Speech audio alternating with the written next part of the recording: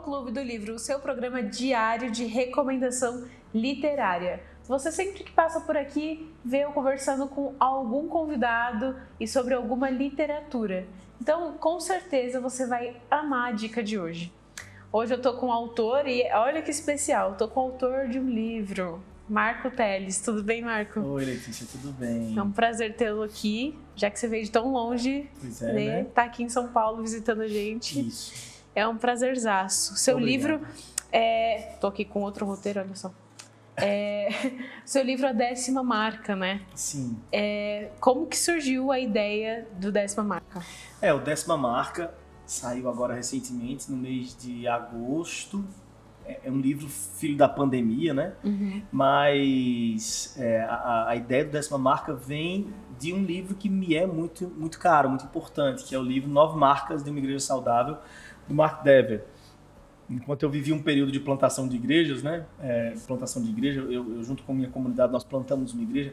Esse livro do Dever, ele foi muito importante para mim. Ele, enfim, me balizou bastante. Mas eu sempre me incomodei porque no livro não há nenhuma referência, né, à música enquanto uma marca de uma igreja saudável. E eu acho que isso me incomodou pelo meu ponto de fala, né, como se diz por aí, que o meu lugar no universo é a música, é a arte, né, eu sou dedicado nisso já há anos. Então eu desejei criar algum texto que dialogasse com o do Dever e que trouxesse a música para essa importância de não apenas um elemento amplamente utilizado ao longo de toda a história bíblica e também toda a história pós-bíblica, a história da igreja, mas também um elemento de extrato da saúde da igreja, né? Por meio deste elemento da música, por meio do que a igreja canta, eu acho que é muito fácil a gente ter uma noção do que a igreja tem ouvido do púlpito. Uhum. Então eu acho que é uma marca relevante a se discutir. Exato. É muito interessante você ter visto esse pontinho, porque a gente tem que dar a ênfase que o Mark deu, né, nas escrituras, no estudo, no ensino, pregações positivas, tudo que ele fala naquele livro é muito essencial. Sim. Só que ficou uma brecha, assim, e quando eu pensei, né, 10ª, o tema tá muito próximo, né? E será que pensei, né? Será que tem a ver, né, com Mark? E foi muito boa essa sacada do título já ser a 10ª Marca de uma igreja saudável, tudo. E a igreja saudável realmente precisa de bons louvores, né? Porque a gente acompanha muito, a nossa rotina tem muita música, né? Uhum. Então a gente tá andando, tá no ônibus, tá no trem, tá no carro, tá com o fone, tá com o alto-falante ligado. E como que ela introduz a nossa adoração, né? Como que ela introduz a nossa cosmovisão. Isso. Ela acompanha a gente na semana, né? Uhum. A pregação é muito importante também, né? Até para balizar o que iremos cantar e o que iremos ouvir no Spotify. Mas a verdade é que a pregação, via de regra, ela é pontual ali, né? Você não passa a semana inteira ouvindo pregações, né? Uhum. Mas você passa a semana inteira ouvindo música, né? Então, Exato. A música é importante. Inclusive, eu acho que boa parte do comportamento atípico que a igreja tem vivido no Brasil nos últimos anos, né? Os desvios de comportamento cristão, ou enfim, os desvios teológicos, têm relação com o que a igreja tem cantado. Então é muito necessário que a gente pense melhor sobre o que a gente está cantando, né? Que a gente observe a música como um elemento importante de uma igreja saudável. E introduzir essa linha mais cristocêntrica, né? Claro. Porque eu lembro que eu fui criada num contexto em que eu escutava muita música que falava eu. E eu, quando fui parar para analisar isso, eu pensei, gente, é muito eu na música e o evangelho não fala tanto do eu, não é? Muito pelo contrário, fala assim, se despoja desse eu aí, porque ele não vai te ajudar. E olhar para Cristo, né? Porque a gente não se esquece das nossas necessidades, a gente se esquece do caráter de Deus, da vontade de Deus, da providência divina, da providência, da soberania, de tudo. A gente se esquece dele, a gente não se esquece das nossas necessidades. Então, nós jamais. Então, pra que eu vou ficar me relembrando daquilo que eu já sou o tempo inteiro vidrada, né? Então eu tenho que me lembrar dele, daquilo que ele prometeu, do evangelho, enfim. Acho que a música tem uma importância muito grande. E aí eu já quero fazer uma pergunta. Pensando nessa questão de relevância e importância da música, qual que é a maior dificuldade na nossa época de entender essa importância, de entender o papel que ela tem na nossa vida? Eu acho que a maior dificuldade de nós entendermos está no fato de a nossa geração ser uma geração muito superficial, né? A gente precisa caminhar um pouco mais distante quando o assunto é desbravar, né? Conhecer quem eu sou, conhecer quem Deus é. E quando eu não sou alguém interessado no conhecimento um pouco mais complexo sobre mim, sobre Deus, sobre a sociedade, sobre o outro, então a música que eu vou ouvir, ela tende a ser uma música superficial como eu, né?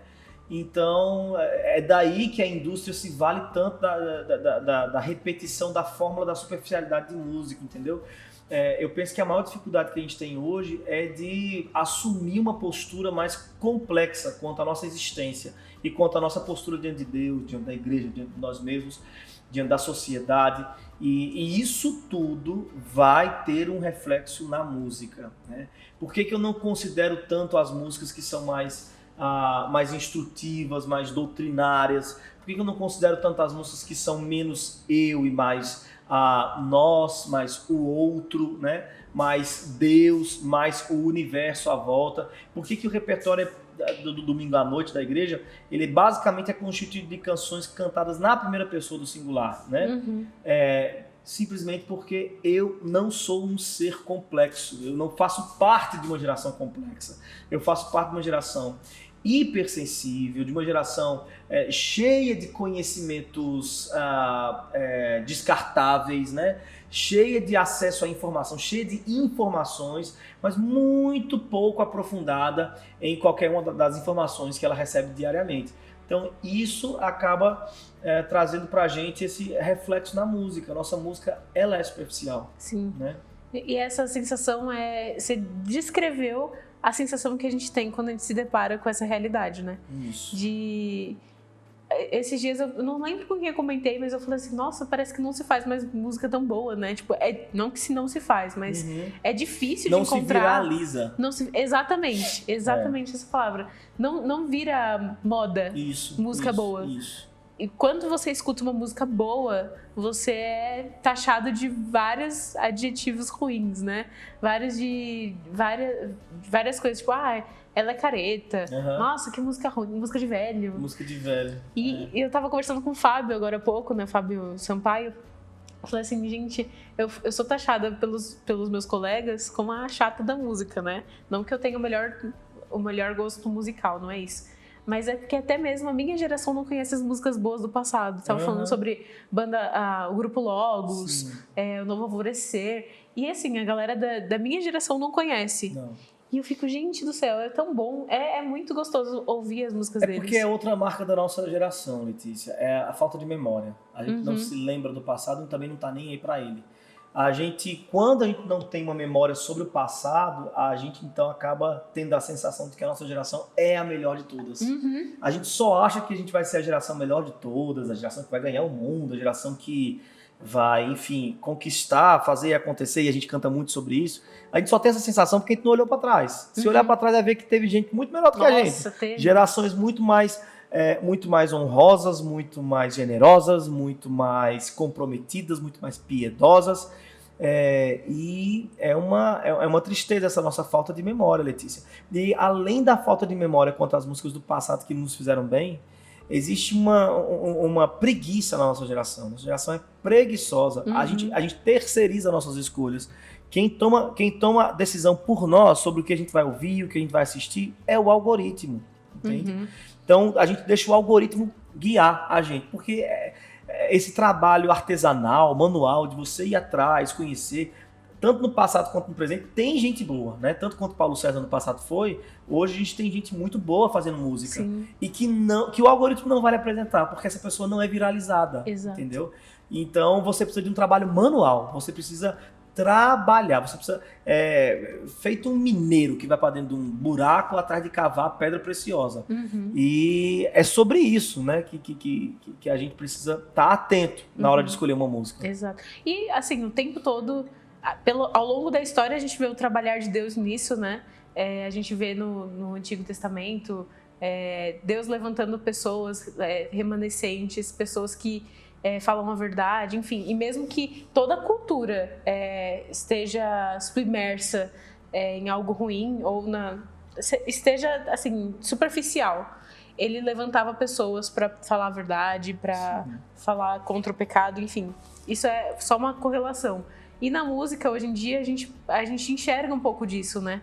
Que Deus tem os remanescentes dele, ele levanta pessoas que faz boa música, que leva a palavra do evangelho cantada, que não prega a superficialidade. E acho que é esse o ponto que você falou, da gente caçar e fazer esse trabalho, garimpar essas pessoas. E eu acho que tudo que é bom a gente tem que expandir mesmo. Esse é um trabalho que a gente busca fazer aqui na IPP-TV e é genial fazer isso no Clube do Livro. A gente já teve alguns clubes falando sobre louvor e eu acho que é muito legal a gente pensar dessa forma. Poxa, quanta informação boa, quanto conhecimento que a gente pode trazer através de um livro. A gente está falando de louvor e através de um livro a gente começa a conhecer esses campos, como que Deus enxerga essa área, como que a gente deve lidar com essa área, como que a gente deve lidar com a música. E falar de literatura sobre esse tema é algo enriquecedor. Demais. Então, expandir coisas boas, falar, né, o seu trabalho, o Doxologia... Doxologia Primitiva. Doxologia Primitiva é muito bom, gente. Escutem, coloquem aí no Spotify. Inclusive, já tem um desafio aqui para vocês, que eu até comentei com o Marco aqui no começo. Desafio do Clube do Livro. Primeiro de todos, vocês já sabem, leia o livro, compre o livro. Onde que a gente pode achar o livro? Pela editora da Box 95. Box 95. Amo a Box 95, inclusive Box. Olhem para nós, Clube do Livro. A gente está aqui. A gente gostaria da sua parceria, mas enfim. Continuando, entra lá no site da Box 95, compra o livro, adquira essa obra literária aqui do nosso querido Marco. E, segundo desafio, já leia esse livro escutando as músicas do Doxologia Primitiva. Vai fazer toda a diferença. Se você não gosta de ler escutando música, você pode até fazer de uma forma diferente. Leia o primeiro capítulo e escuta uma música. Leia o segundo capítulo e escuta outra música. Você vai amar. Esse álbum é preciosíssimo. Porque o álbum nasceu a partir do livro, né? O álbum nasceu a partir... O livro, Décima Marca, ele é dividido em 3 partes. Eu dividi basicamente... Né? Na verdade, não é basicamente, é isso mesmo. São 3 divisões. A primeira parte do livro se chama Doxologia Antiga. E ali eu vou investigar toda a utilização da música no Antigo Testamento, né? Cada episódio em que a música aparece no Antigo Testamento, eu vou contemplar esse episódio, eu vou observar qual é a utilização que a música tem naquele momento, eu vou extrair princípios para a nossa própria aplicação contemporânea da música e tal. Isso aí em Moisés, nos livros históricos, nos livros poéticos, obviamente, né? Salmos principalmente, sobretudo, e nos livros proféticos também. E aí tem a segunda parte do livro, que se chama Doxologia Primitiva, na qual eu vou fazer o mesmo processo investigativo, mas agora no Novo Testamento. Então eu vou observar cada momento em que a música aparece no Novo Testamento. Absolutamente todos, né? Tanto nos evangelhos, quanto nas cartas dos apóstolos e também no Apocalipse. Né? E aí, enquanto eu escrevi essa parte 2 do livro, né, Doxologia Primitiva, eu tive esse desejo de gente, estou aqui comentando todas as músicas do Novo Testamento. E se eu transformasse isso em música, né, em disco, né? Se eu pegasse essas músicas e eu oferecesse para elas uma musicalização minha, né? Uma proposta estética e musical minha, né? Se eu cantasse da minha forma essas canções do Novo Testamento. E aí surgiu a ideia do disco Doxologia Primitiva. E a parte 3 do livro se chama Doxologia Tradicional. Então eu vou pegar desde Gregório Magno, que é um papa do século IV, até os dias atuais, Paulo César do Logos, que você citou. E vou citar então, de Gregório Magno a Paulo César do Logos, todos os principais nomes que contribuíram na construção de uma identidade musical litúrgica da igreja, né? Então, Alta Idade Média, Gregório Magno, Hildegard de Bingen, enfim, Adam de la Halle. Depois a gente chega ao século XVI, a Reforma ali protestante, como é que isso atinge a música, né? Com Calvino, com Zwinglio, com Lutero. Depois eu vou para a era dos inólogos, né? Então, Isaac Watts, Charles Wesley, Horatio Spafford, John Newton.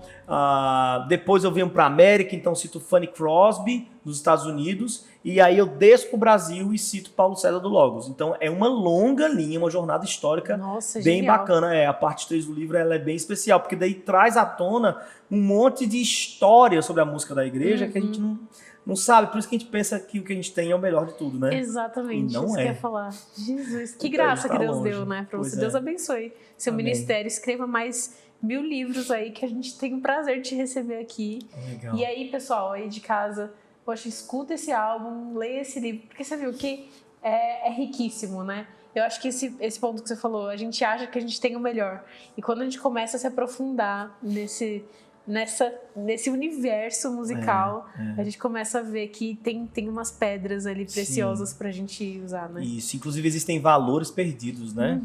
Que esse pessoal deixou pra gente, né? Exato. Eles já andaram muito e a gente não tá andando pelas estradas que eles andaram. A gente tá querendo construir um caminho novo por outra estrada que não existe. Enfim, é por aí. A gente quer inovar sempre, né? A gente quer ser o diferente. Pois E na verdade, não há nada de errado. O errado não é o tradicional.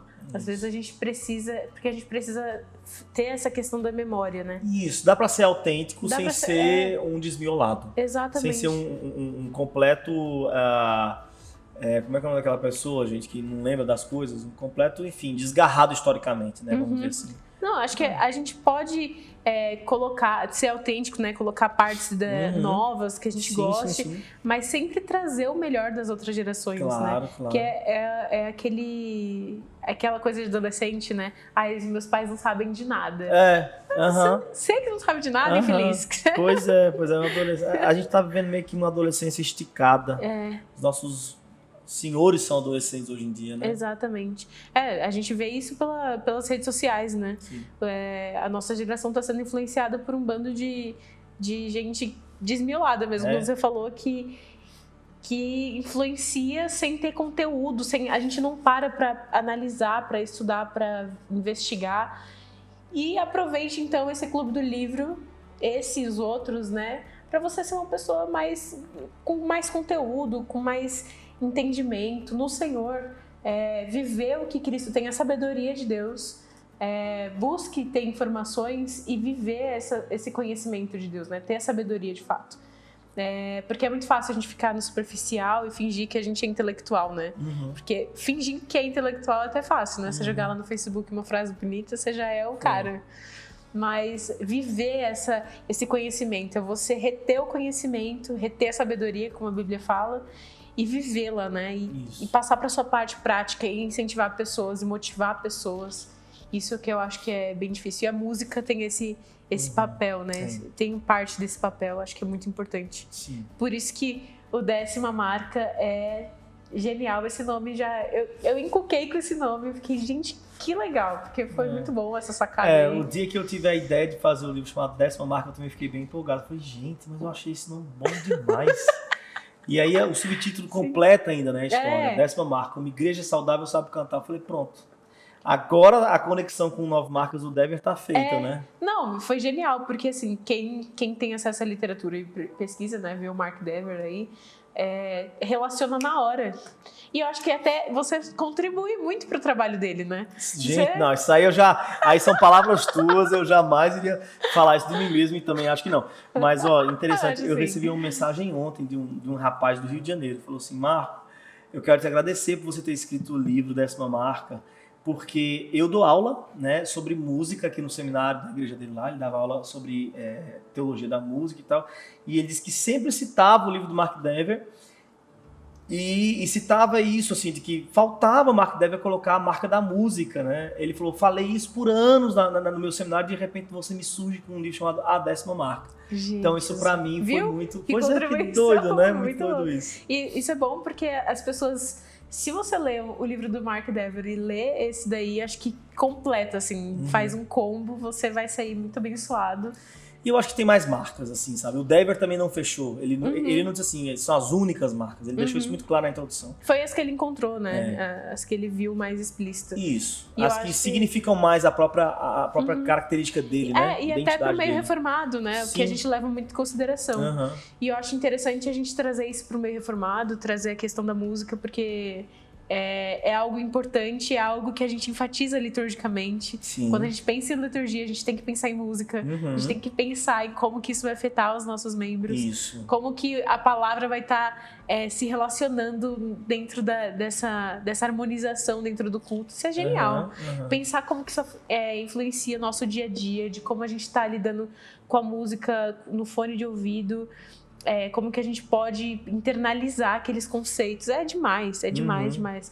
Eu lembro que eu até citei no outro clube do livro, numa das matérias que eu fiz eletivas no Mackenzie, eu fiz um trabalho sobre intertextualidade nas músicas, né? E aí eu fui pesquisar um pouco mais sobre a função da música na nossa questão da neurociência mesmo, né? Do nosso cérebro. Como que a música influencia no nosso corpo, na fisiologia do nosso corpo. Olha que doido. E aí, eu não pesquisei assim profundamente, não sou especialista na área, mas o pouco que eu pesquisei, eu já vi como que muda a questão dos hormônios, né? Como que altera. Como se altera, né? Se altera tudo, e aí cada estilo de música dá uma dinâmica diferente pro seu corpo. Como que, ainda mais se a música tiver uma letra que esteja em conjunto com a harmonia dela, enfim, tudo isso conta muito. Então, olha o tanto de coisa que acontece dentro de nós quando a gente escuta uma música e a gente acha que é simplesmente um som que está entrando no nosso ouvido e não é. Pois é. É algo importante, né? Demais. É doutrinário. Mexe muito com a gente, com a nossa estrutura, constrói o nosso ser, né? E acaba atingindo as nossas relações. Exato. É isso mesmo. Marco, foi um prazer ter você aqui. É demais. Pensa num cara gente fina, gente. Pensa num cara engraçado. É nada. É de Deus, é de Deus. É de Deus. Ele está servindo aí a Igreja de Cristo no século XXI, olha só. Está aqui em São Paulo. Deus levantou esse homem para trazer louvores para o nosso coração, para trazer livros que nos ajude a entender melhor esse campo. Então, glória a Deus pela vida dele. E você aí de casa, você não fica para trás não, você tem que ler esse livro, tem que ser abençoado. Escreva o seu livro também, coloca aqui no chat o que você achou, escuta as músicas e conta pra gente qual música que foi a sua preferida. A minha preferida é Filipenses, coloca aí qual que é a sua música preferida que a gente vai querer saber. Rádio da IPP já tá rolando lá, então você fica ligadinho na IPP TV que sempre tem convidados especiais e que vão edificar a sua vida. Marco, tem uma mensagem final aí pra gente? Não, só que vocês continuem se dedicando ao estudo das escrituras e ao canto bíblico, né? Porque isso vai auxiliar muito a nossa igreja a se reelaborar de forma mais saudável. Só isso mesmo. Amém. É isso aí, gente. Falou e disse. Então, os desafios estão lançados. Toda vez que você vem aqui no Clube do Livro, você tem um desafio para cumprir. Aqui é cheio de desafio. Você sempre vai crescer aqui na IPPTV. Graças a Deus, eu tenho que me reinventar sempre. Pensa estar ao lado de tanto convidado bom no Clube do Livro. É coisa de Deus mesmo. Então, você aí de casa, esteja preparado para o próximo Clube do Livro. Já prepara aí seu caderninho, já anota tudo que o Marco falou hoje. Já entra aí no site, compra o livro, acessa o Spotify, você tem conteúdo aí, ó, para a vida inteira. Foi um prazer tê-lo comigo e com o Marco. E foi um prazer tê-lo com a gente. Obrigado, Marco, Letícia. esse clube é cada vez mais especial. Obrigado. Eu fico por aqui e tchau, tchau.